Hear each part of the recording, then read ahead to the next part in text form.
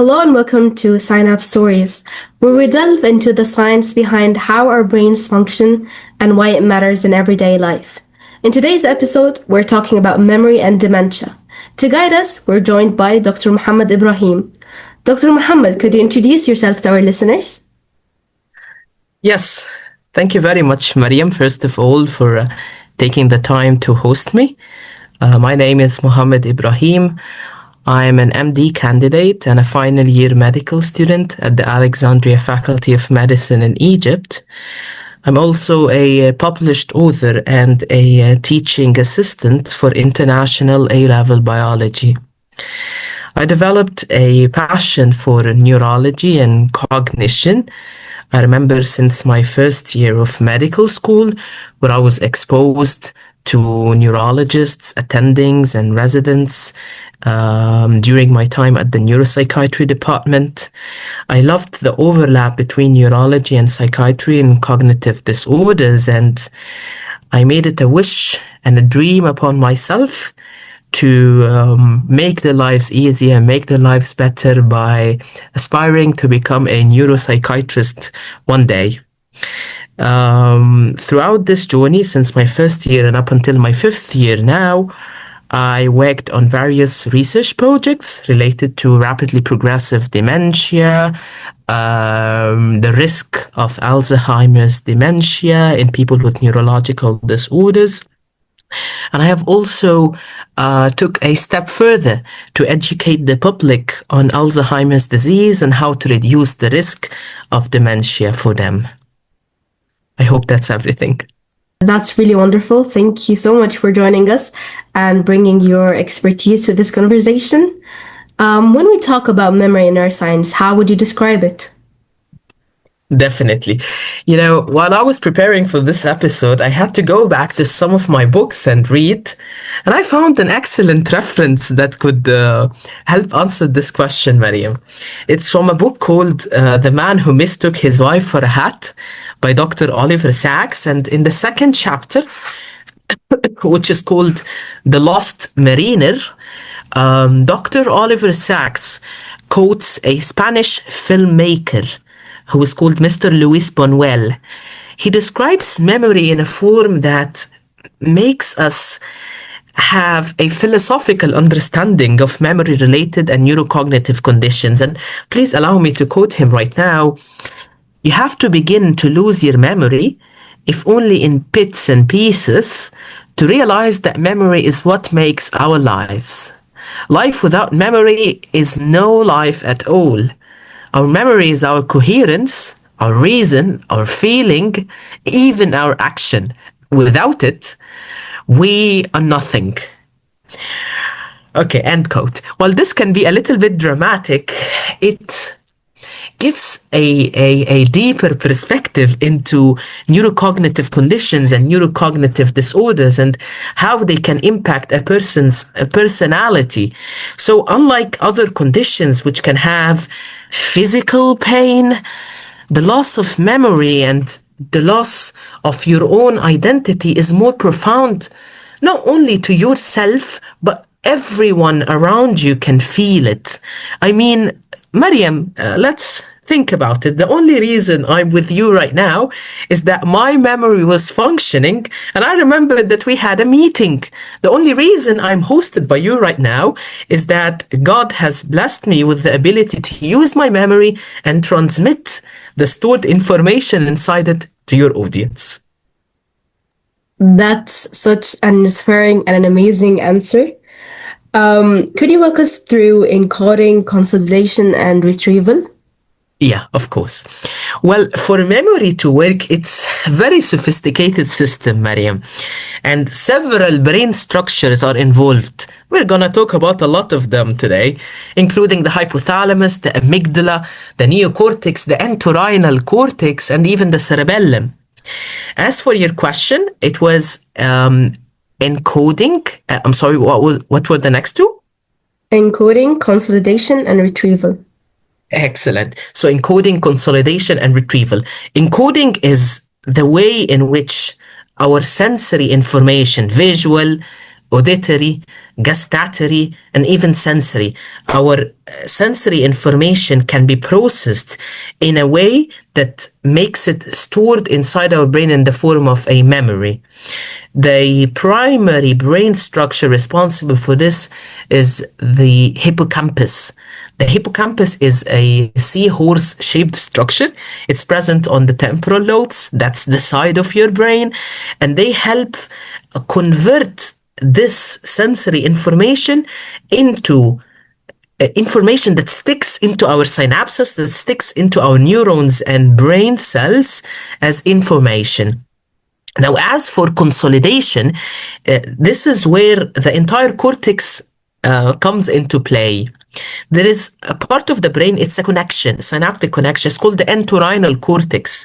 It's what connects the hippocampus to the entire brain, the neocortex. Now, this structure is what allows us to transform the short memory into a long-term memory one. A memory that can stick with us. That's consolidation. And the last one is retrieval. Retrieval is my ability, or anyone's ability, to get this information that's stored inside our side. Now, several different factors can affect all three of these: encoding, retrieval, and consolidation. People with neurocognitive people with organic brain lesions, organic brain conditions, can have issues with consolidation. That's really interesting. It's amazing how each stage can be affected differently in various conditions. And you already answered it, but we would like to dive deep more. What roles do hippocampus, prefrontal cortex, and amygdala play? Hippocampus, the neocortex, and the amygdala, if I'm not wrong. The hippocampus is responsible for the short-term memory, in brief. The neocortex is what moves this memory from just being short-term memory into a long-term memory one. And the amygdala adds, an emotional component. Every one of us knows that if a memory is associated with something that's emotional, and here I mean a relationship, a friendship, a family, even a religious connection, it can make the memory even deeper and even stronger. So all of these brain structures work together to consolidate the memory. Here I remember something, and that's when you mentioned the hippocampus. There is a story, and it's a very popular one. I remember our neuropsychiatry attendings mentioning it to us. It's about a patient called Mr. Henry Molaison. Mr. Henry Molaison was someone with epilepsy. That's a disturbance of the brain's electricity. It causes seizures and it causes some sort of functional disability. Now, Henry Molaison was having a treatment-resistant form of epilepsy. In other words, the medications didn't work. So the doctors at that time in the 1950s, they understood that his epileptic focus, the lesion, the issue, was in his temporal lobe of the brain, the side of the brain. However, they didn't know what the temporal lobe does. So what they did is that they conducted a medial temporal lobectomy, which is the removal, the excision of the temporal lobe, but they were unaware of the side effects of such a procedure. And believe it or not, such a catastrophic event for Mr. Henry allowed us to better understand the neuroscience of memory. We now, thanks to Mr. Henry Molaison, that the hippocampus, which is located in the temporal lobe, is responsible for short-term memory. And how did we get to know this? Mr. Henry Molaison, he had a form of amnesia, which we call as anterograde amnesia. You would talk to him for a minute or two, and then he would forget who you are. Would completely forget who you are. Why is that the case? Because we removed his hippocampus, which is involved in the short-term memory. Without it, he cannot have any sort of working or short-term memory. He cannot remember who you are after 1 to 2 minutes. However, he can have, or he can remember the older events. He can still retain his long-term memory. You know, Mariam, before Henry Mollison's case and before this procedure happened, we thought that memory was something that's stored all across the brain. However, after this, we came to understand that it is the hippocampus, the specific structure that takes part in the short-term memory, and specifically the short-term memory, not the long-term memory part. It's quite fascinating how one case can actually redefine our understanding of a brain structure.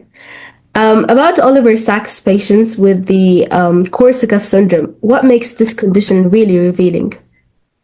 Yeah, that's such a great question and a nice one to discuss with you. Well, let's begin. Korsakoff syndrome, it doesn't start as a Korsakoff syndrome. It starts, first of all, as an episode of memory loss. You know, let's define it from the very beginning. People who are alcoholics, Mariam, people who drink alcohol for a long period of time and in amounts that are not within the limits, these people can have degeneration of part of the brain known as the mammillary body. Okay, it's a subthalamic part of the brain. It sits right underneath the cortex, and this part of the brain, it's responsible for part of our memory. People with Wernicke-Korsakoff syndrome, they have a degeneration of these mammillary bodies due to the alcohol that they have been taking in for all of these years, which results in a deficiency of a vitamin called thiamine. B1. Thiamine or B1 is what the mammillary body, in very briefly, is what it feeds on. Now, Dr. Oliver Sacks, he was, just as you mentioned, he was a neurologist back in the 1970s and the 1980s, and he has written lots of books, including the one I just quoted, The Man Who Mistook His Wife for a Hat. In this book, he speaks about the lost mariner, who is his patient who had the Wernicke-Korsakoff syndrome. Now, this person, and it's a very interesting story to read, he would come up to him, Dr. Oliver Sacks, he would speak to him for a minute or two, and then the person would forget that this entire conversation happened. He would forget why he's there in the hospital and why he's admitted with patients.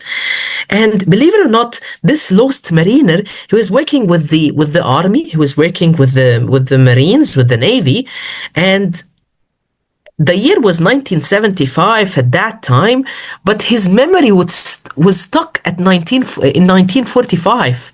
So, believe it or not, 30 years of his memory were erased. 30 years of his memory were erased due to his alcoholism, his degeneration of the mammillary bodies. So when Dr. Oliver Sacks brought stuff from the future, i.e. from the present, that guy, he cannot recognize it. He was called Jimmy G.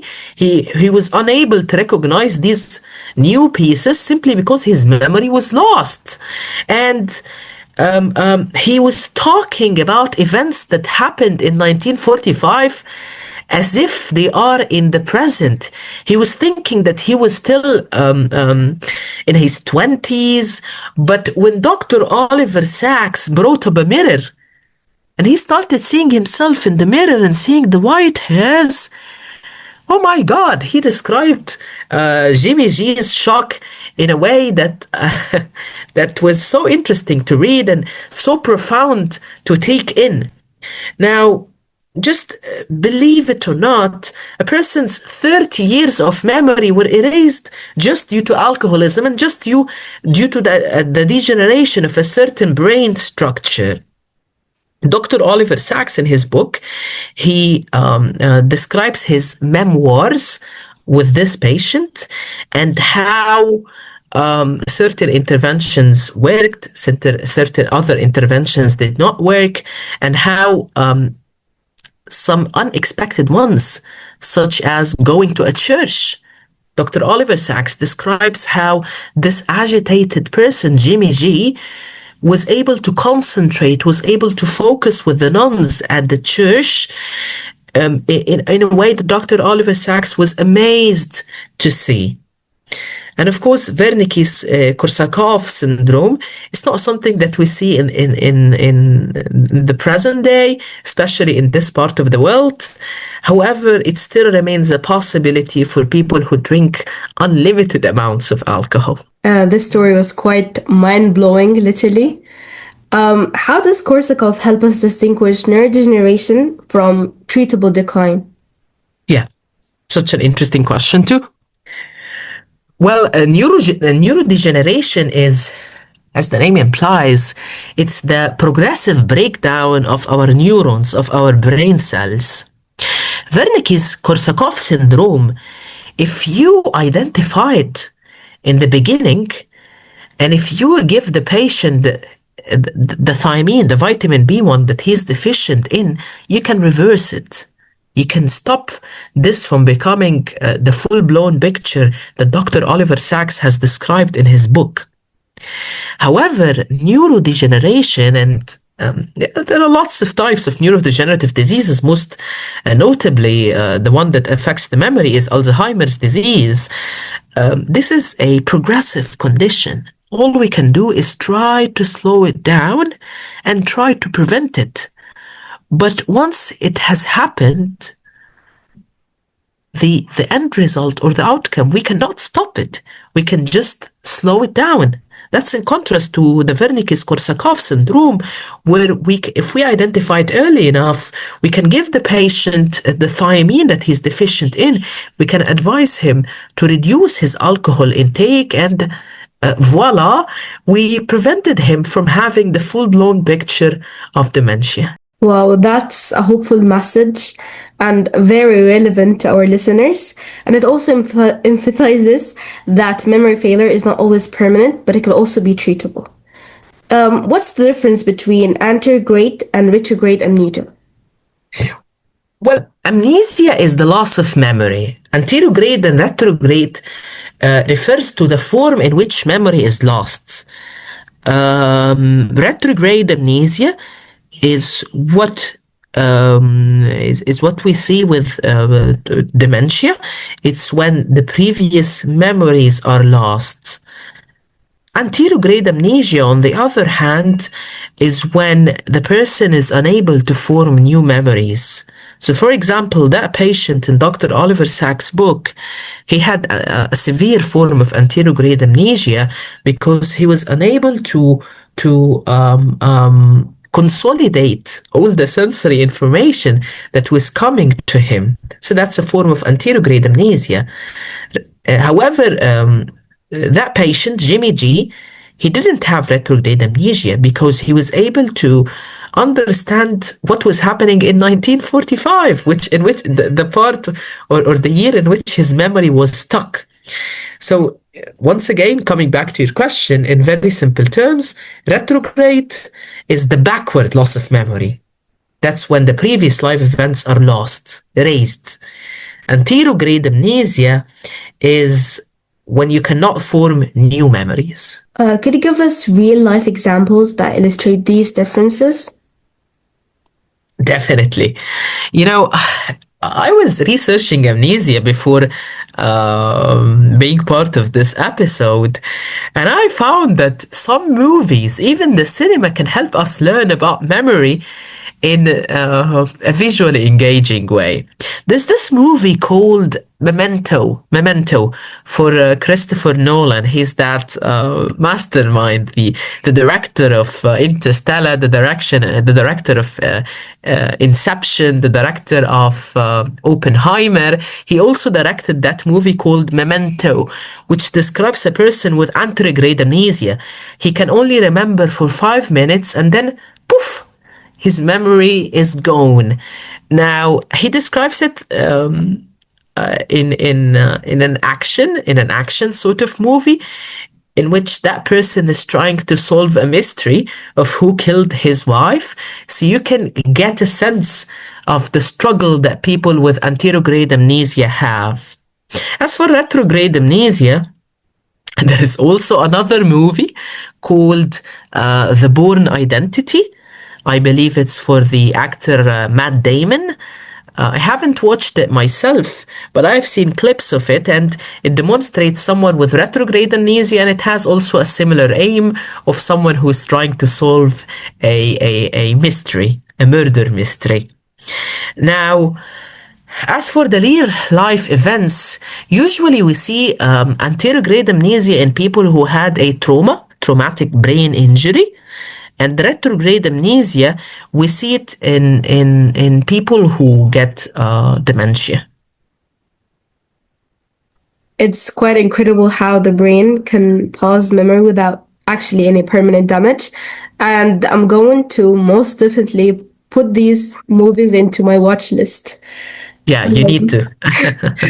Okay, so when does memory impairment become actually dementia? Yes, one of the most important questions for me to answer. Now, you see, the diagnosis of dementia is a clinical one.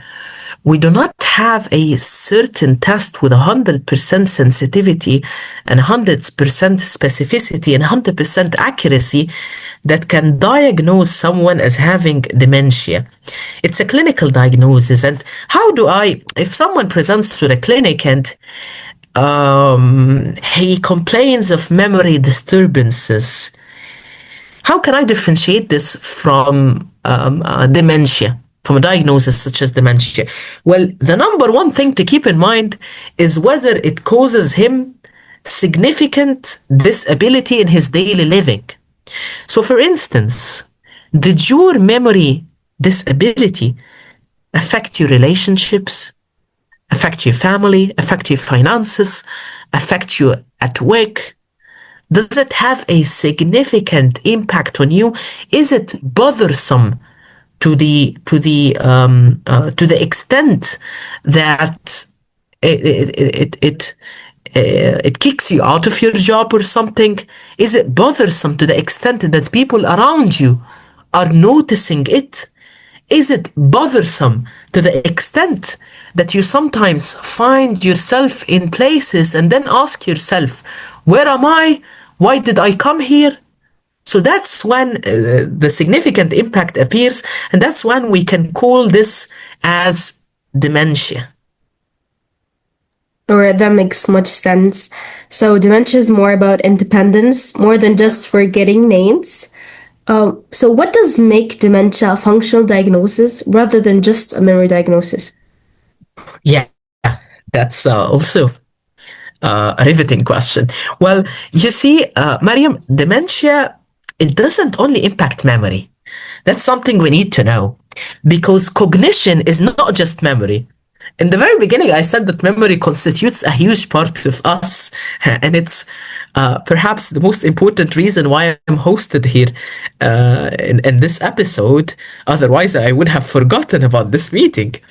However, cognition has other domains too, including executive function, including language, including visual-spatial abilities, including perception and motor abilities. I mean, part of the reason why my lips can move, my tongue can move, and I can move my hand right now is because my brain is functioning. I still have my cognition intact. Part of the reason why I can hear your words, Mariam, and I can understand them and I can process them, and then I can formulate a response, is my cognition. So in dementia, people usually associated with memory loss, but they tend to forget that memory is just a single cognitive domain out of 6 identified in the DSM-5, or the Diagnostic and Statistical Manual 5, which, as I love to call it, it's the holy Bible for psychiatrists. You know, dementia doesn't only impact this domain, which is memory. In very late stages, it can impact the motor function, It can impact autonomic functions such as swallowing and even breathing, controlling our breathing. So that's what makes dementia a functional diagnosis. It doesn't only impact your memory, it takes you all at once. That's such an important distinction for our listeners to understand. Moving on to the next question. Alzheimer's disease is the most common cause of dementia. How significant is its global burden today? Yes. So Alzheimer's disease, as you mentioned, is the most prevalent or the most common type of dementia. But before answering your question, understanding the global burden, I just want to briefly mention the other types of dementia, which include, and they're less common, but there is an importance for us clinicians to understand the difference between each of them because the treatment approach can be different. So, for example, there is the vascular dementia. It happens usually to people after stroke, and it's due to a decrease in blood supply to certain parts of the brain. Vascular dementia can also happen to those who have long-term uncontrolled vascular risk factors. And by that I mean hypertension, diabetes, atherosclerosis. So that's another important type of dementia. What makes it different from Alzheimer's is that its progression occurs in a stepwise manner.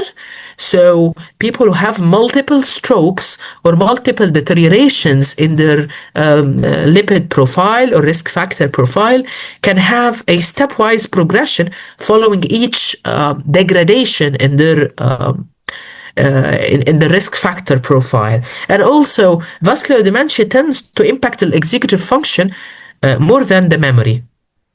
That's one. So there is also frontotemporal dementia. It has been gaining lots of traction recently in the research world. Frontotemporal dementia, it can present with behavioral issues that are more profound than memory issues. And there is also the Lewy body dementia. Lewy body dementia is like a combination of Parkinson's disease and Alzheimer's dementia. Lewy body can also have hallucinations at the same time. Now, coming back to your question, the global burden, well, you see, dementia isn't just having an impact on the individual. It doesn't just strip away their identity and strip away their memories. It can have an impact on the caregivers, on their close family members, on their loved ones, because they are witnessing firsthand the deterioration in that person who has dementia. So I remember one of my neuropsychiatry professors, she used to tell me about her patient with Alzheimer's dementia, and she noticed her degradation in a way that's outside the box. So the first time presentation, she was very well dressed. She put on a very expensive perfume, and she looked like someone who is posh, high class. But over the years, she noticed that she stopped taking care of her hygiene. She stopped taking care of the way she dresses and the way she makes her hair. So what I'm trying to point out is that dementia doesn't only impact the person, but everyone around him, including the healthcare systems. Because people with dementia, especially those with advanced dementia, they need extra care. And this extra care costs money. This can have a great burden on the healthcare systems and their caregivers. Believe it or not, 1 in 10 people over the age of 65 are going to have dementia at some part in their lives. And the number of people with dementia is increasing each year. That's according to projections from the World Health Organization. Honestly, the scale is really staggering. It really highlights the public health impact. How do lifestyle factors like sleep, physical activity, hearing, and vascular health interact with Alzheimer's biology? We have a saying in Arabic, Mariam, that goes with prevention is far more superior than treatment. And I think it's very relevant to our topic today. As I mentioned, dementia, Alzheimer's dementia, is a progressive condition. It's a neurodegenerative condition. We can't really stop it, but we can slow it down. So the most important thing is to try to prevent it. And I remember I was a participant in this volunteering activity known as Together Against Dementia, and it was under the patronage of the neuropsychiatry department here in my medical school. I used to go to visitors of our main university hospital, people who were going to the internal medicine clinic or the surgery clinic or to check their eye doctors. I used to go to them and talk to them about dementia and have my focus on those who are the elderly. I even used to conduct a screening test and tell them what can they do from now to reduce their future risk of dementia. You already summed it up in terms of physical health and food and diet, but I would like to be a little bit more specific. Now, when it comes to diet, we have sufficient evidence from the literature to support a Mediterranean diet. That's enough veggies, enough fruits, and inclusion of fish in our diet. What else? Physical activity. We have sufficient evidence that at least 30 to 45 minutes of exercise, even if it is just walking, can help reduce our dementia risk. And I would like to stop here and mention that Alzheimer's disease, I came to know this through a conference. Alzheimer's disease was called type 3 diabetes because of the association between it and the metabolic disturbances that we see in such people. Now, even sleep isn't just important for reducing our risk of dementia, but for improving our memory. You know, I'm a medical student and we do have exams every single week or something. So I need to ensure that my memory is functioning very well to be able to memorize all of that information. And there is a pretty solid and robust evidence indicating that a good night's sleep, 7 to 8 hours daily in a dark room without exposure to blue light beforehand, can have excellent impacts on our memory consolidation power. Now, not only diet and not only exercise, but prevention of social isolation, you know, having friends, being social, seeing your family, meeting up with your neighbors, going to coffee shops and talking to the people around you. This is all stimulatory to your brain. Even problem solving, playing chess, playing something that stimulates your brain can have a significant impact on reducing your risk of dementia. There are also some other subtle risk factors for dementia. So, for example, hearing loss. People who are old in age and are experiencing hearing loss have a greater risk of dementia. People who lose their eyesight, people who lose their vision also have a greater risk of dementia. Trauma. So people who get repetitive head trauma, such as boxers, or people who get a traumatic brain injury, such as those who ride the motorcycles, we always advise them to use helmets to prevent trauma to the brain. There is also research that indicates, Mariam, that our gum health, our teeth, can impact the future risk of dementia. So they saw that people who had gingivitis, that's an inflammation of our gums, have a greater risk of dementia. And research is still ongoing to understand the many risk factors, and particularly the modifiable ones, that we can possibly integrate into our life cycle from today, into our life style from today, and hopefully reduce our risk of dementia. That actually makes much sense. Not using the blue light before sleep and socializing more. This really explains why I keep forgetting a lot of stuff. Moving on to our next question. How do we distinguish normal age-related forgetting from early Alzheimer's disease? Yes, this is a question that is commonly asked at the memory clinics, and it is important that we provide patients with a reliable answer, simply because a dementia diagnosis can be a very hard to take, very difficult to grasp, especially for the family members. So it's our role as physicians to sort of calm them down and differentiate between normal aging, normal forgetting, and dementia. You see, the thing that makes dementia distinctive is its impact, its significant impact on life activities. As we mentioned, if the person starts losing their independence, that's a big red flag that dementia is what's happening. This is not just normal aging, it is transitioning into dementia. Also, if we notice that, for example, we all tend to forget people's names. However, if you forgot that you met that person, then that's when you can start, having suspicion. We also tend to forget our keys in random places, but if you find it in a totally random place, such as a fridge, that's when we can start being doubtful.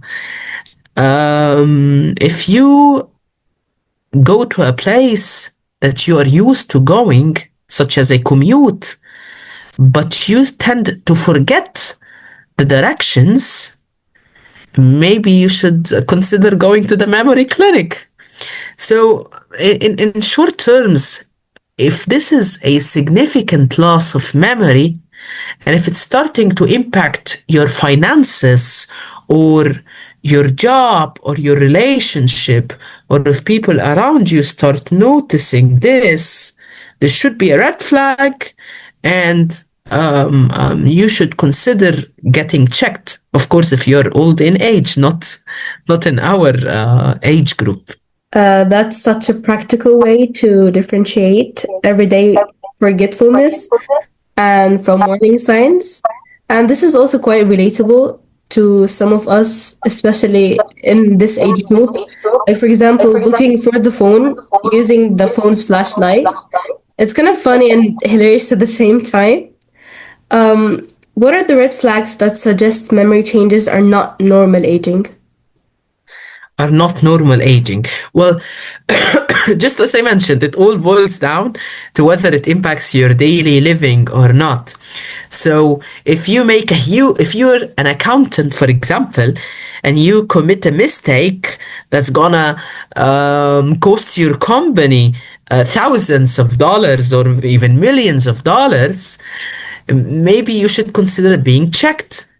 If you start forgetting people around you, people who you have known for years, you should probably consider being checked. So as long as your independence is being lost, as long as your reliance on other people for basic life activities is starting to increase, that's when there should be red alarms, there should be red flags triggering and appearing in your head. Okay. Could you explain the stages of Alzheimer's through everyday behaviors and also levels of independence? Yeah, so there are three main stages of Alzheimer's disease. They're not distinct stages, and there is quite a lot of overlap between them. So there is no specific line of distinction. But mild Alzheimer's disease can be in the form of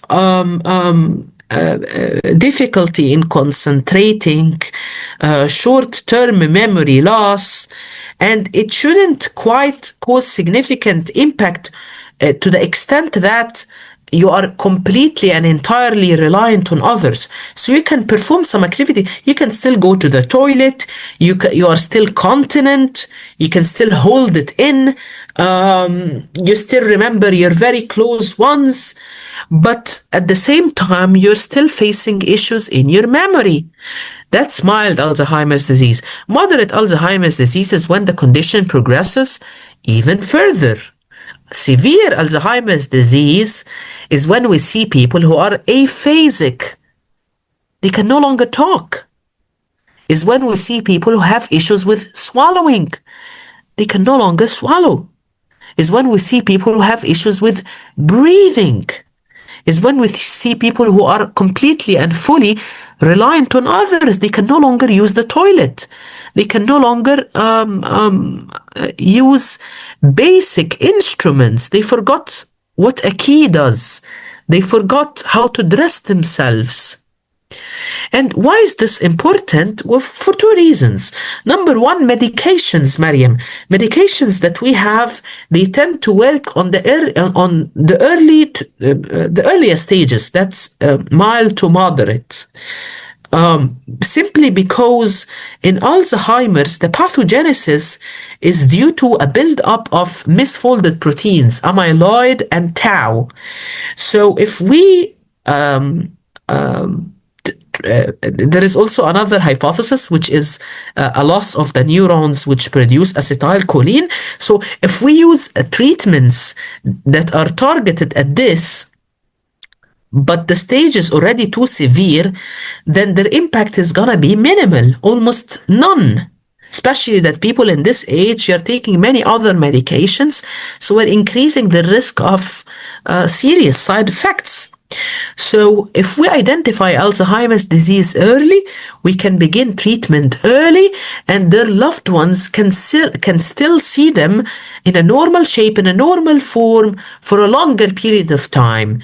And at the same time, they can plan their finances, they can plan their future together, while the person is still not severely deteriorated cognitively. Now, the severe form, I just want to mention the last thing, the severe form, especially those with swallowing issues, they are at high risk of death. And why is this the case? Because people who have swallowing disorders, the food can get stuck in the respiratory tracts, causing what we call as pneumonia, which is inflammation of the lungs. And this is the most common cause of death in people with Alzheimer's disease. They aspirate the food that they are eating because they forgot how to swallow. They forgot how to move the food to the digestive tracts rather than the respiratory tracts. Of course, it is heartbreaking and to listen to such a thing, but that's the reality of many people around us. Yeah, that's really worrying and spine-chilling at the same time. Alzheimer's treatments have seen both hope and disappointment. What have we learned from past failures? Yes, well, the thing about Alzheimer's disease is that there is no unanimous consensus on its pathogenesis. It seems like it's a constellation of multiple different risks, of multiple different ongoing processes. So I mentioned that acetylcholine, which is a neurotransmitter, it's a brain chemical. We tend to see that its levels are lower in those with dementia, and we believe it's due to the destruction of neurons producing acetylcholine. Also, we tend to see proteins, misfolded proteins called amyloid and tau, in the brains of those with Alzheimer's disease. There is also neuroinflammation, autoimmunity that's implied in Alzheimer's disease, and as I mentioned, metabolic disturbances, hence the name type 3 diabetes. So because there is no unanimous consensus on what causes Alzheimer's, treatment interventions were varied. So we began in the very beginning. They were using medications such as donepezil, Donepezil is an enzyme, is a medication that increases the level of acetylcholine in the brain, and therefore, in some form or another, it can reduce the symptoms of Alzheimer's disease. And then we moved on to medication like memantine. Memantine is a receptor antagonist. It can reduce something known as excitotoxicity, which we see in people with Alzheimer's disease. And most recently, in 2021 and 2023, we're starting to use antibodies, what we call as monoclonal antibodies, such as aducanumab and lecanemab, if I'm pronouncing that well. These are anti-amyloid proteins, but as I mentioned previously, they work best in those with mild to moderate Alzheimer's disease. So, most treatment interventions now, they offer a holistic approach, not just medications, but good diet, physical activity, focus on social gatherings, mental stimulation through games such as chess, and maintaining a social network, having a family around you. I think I've read about the monoclonal antibodies that they're currently using it now in enzyme replacement therapies to pass the blood-brain barrier. It's definitely an intriguing field to dive in. Mm-hmm. In your perspective, what does the current treatment pipeline tell us about the future? Well, monoclonal antibodies, they are very recent, but there is also lots of debate by the neuropsychiatrists on monoclonal antibodies and whether they offered the hope that we were looking for. You see, they have an impact. They can prolong the survival and they can slow down the progression, but we hoped for something better, especially that I remember there were around 20 years, 15 to 20 years between the memantine, which is a receptor antagonist, an NMDA receptor antagonist, and the latest monoclonal antibodies. So there were around 15 to 20 years in which we had no new medications. There were no advancements in the field of Alzheimer's disease. So we wanted something that's truly groundbreaking. In the future, the focus is not going to only be on treatment, but even on the identification, because I mentioned that these treatments work best in early stage Alzheimer's disease. So if we have a biomarker, a blood biomarker or a CSF biomarker, CSF is the cerebrospinal fluid, that's the fluid around the brain. So if we have a biomarker that tells us this person has dementia or doesn't, that's going to be amazing, because we can then, even when the person doesn't actually or functionally have disturbances, we can diagnose them from an early stage, have them start treatments from an early stage, have them consider lifestyle state changes from an early stage, and therefore reduce their progression by a much higher rates. So that's what the research is going to focus on: prevention and identification at earlier stages.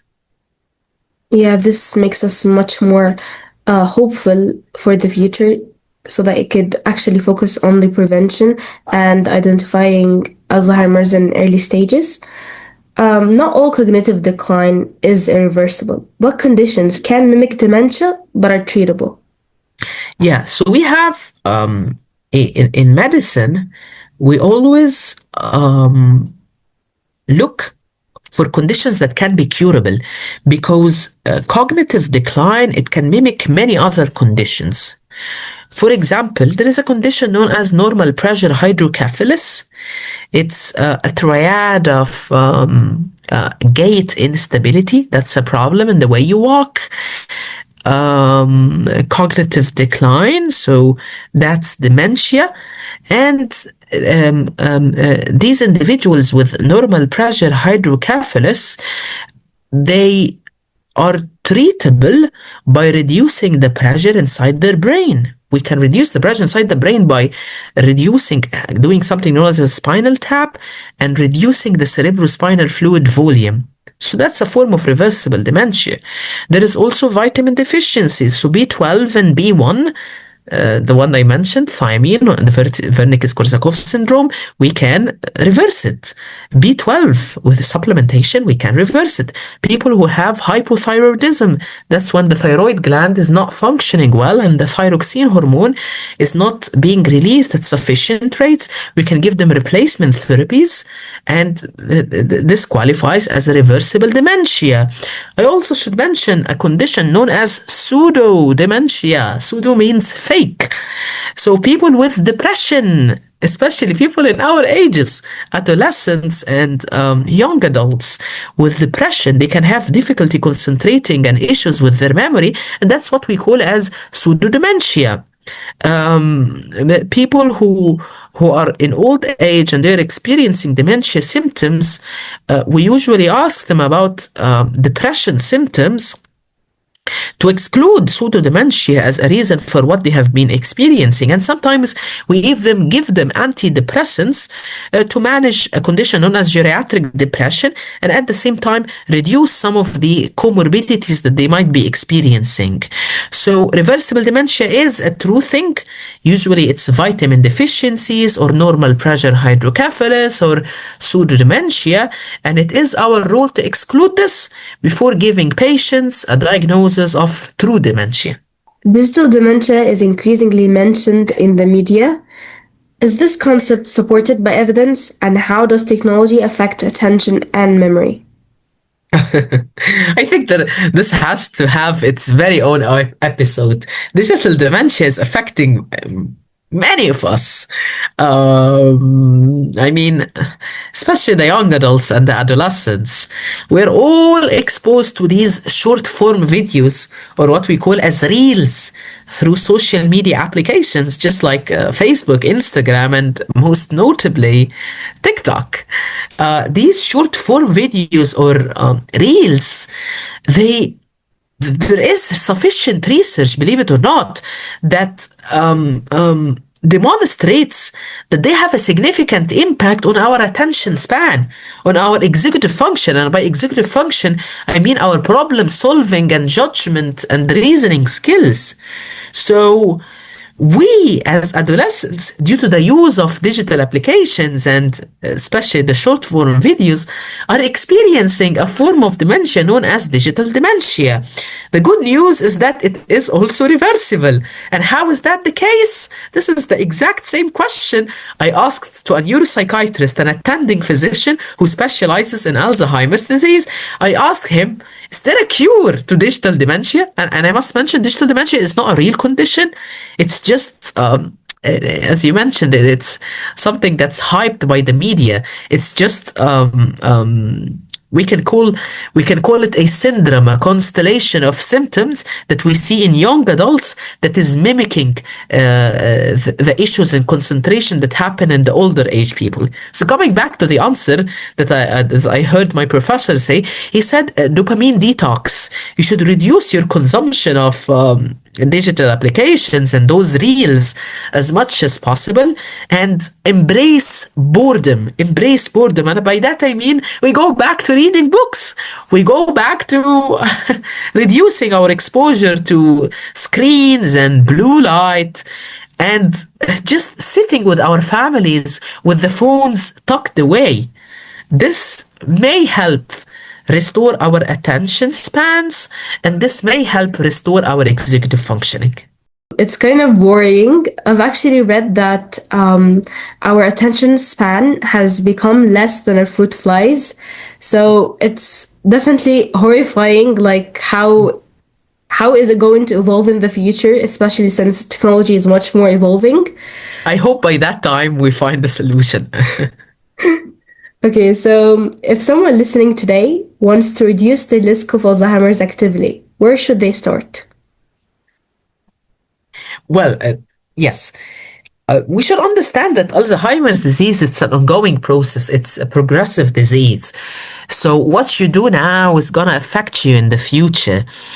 And just as I mentioned, I remember reading it online, from a trustable source that 40%, up to 40% of the risk of Alzheimer's can be prevented. This is by physical activity. So for example, and I mentioned this to the patients when I was educating them with the Together Against Dementia initiative, I told them, if you're using public transportation and if you're using it on a daily basis, you can consider hopping off the bus or hopping off the train or hopping off your car, parking your car a little bit far away from where you're staying or from where your destination is, and consider walking. Even if it's just 5 minutes, as long as it's something that's repetitive, as long as it's something that you're doing every single day, it can have a significant impact. Maybe you're not gonna feel the same effort, but over time, that's a cumulative increase in your physical activity. With regard to diet, processed foods, we should consider reducing that. Saturated and unsaturated fats, so we're calling fried foods, French fries, all of that stuff. There is an increased risk of dementia with that. Mediterranean diet, so I'm talking about fish, I'm talking about veggies, I'm talking about nuts, especially those having the healthy fats such as omega-3. We should consider increasing our consumption of those, and of course always having mentally stimulating activities. Reading books can be great, calculation can be amazing, and always stimulating your brain with something, even listening or reading the newspapers, listening to the news broadcasts and reading the newspapers, this can be mentally stimulating. Doing challenges, something that makes your brain work at a greater effort, this can help reduce your future risk of occurrence of dementia. Fascinated. Thank you so much for your advice. If there's one message you want listeners to take away about memory, dementia, and brain health, what would it be? Yes, allow me to quote Dr. Oliver Sacks once again, because he's one of the people who has influenced me, and he's one of the reasons why I'm so passionate about neurology. In his book, The Man Who Mistook His Wife Again, in that same chapter, he mentions that, and I'm quoting him here, a man does not consist of memory alone. He has feeling, will, sensibilities, moral being, matters of which neuropsychology cannot speak of. And it is here, beyond the realm of impersonal psychology, that you may find ways to touch him and change him. So, in other words, a diagnosis of dementia, it's not the end of the world, but at the same time, our strongest weapon, our strongest sword against dementia is prevention. Okay? And this is why we should act not from tomorrow, but from now, especially people who are older in age and those who have a greater risk of dementia. You see, dementia is not just a reduction in memory capability, it's a whole change in identity. So if there is any way we can prevent it, then it better be now and not tomorrow. Just before you end this, I'd like to mention the movie called Still Alice. It's based off a book by the neuroscientist Dr. Lisa Genova. It's called Still Alice. There is a scene in this movie where Alice, the main character, who has early onset Alzheimer's disease, she records a video of herself asking herself questions, very basic questions about her family, about her work. And she tells herself, if you cannot answer these questions in the future, then she gives herself instructions on how to find a poison that's hidden and tucked away in her room. So one day, when she has a severe stage of Alzheimer's disease, she finds this recording and she cannot answer those questions, and she decides to go to her room and find that poison to kill herself. But the plot twist is that when she goes to her room, she forgets what she's doing, and she forgets what she's holding, and she doesn't know what's the reason she's there. So, in other words, if you want to see the real impact of dementia, I would invite you to watch or read the book by Lisa Genova, Still Alice. It shows the struggles that not only the person with dementia has, but even the caregivers who can experience real and true depression due to the changes that they are seeing in their loved ones. My final message is that it's better to act today than act tomorrow. People with dementia, they are truly staggering. So it's our job and it is our role to understand their struggles, to validate them, and to work with them to make them live a happy and bright next few years of their lives. That's actually an amazing plot twist, and it made us more ambitious for Alzheimer's. And I'm going to definitely watch the movie. I'm going to watch a lot of movies tonight. Memory is not just something we lose, it's something we can build and protect. Thank you so much, Dr. Mohamed Ibrahim, for guiding us through this journey of neuroscience, memory, and dementia. And to our listeners, your brain is listening to how you live. Take care of it today. This has been Synapse Stories. Until next time. Thank you very much.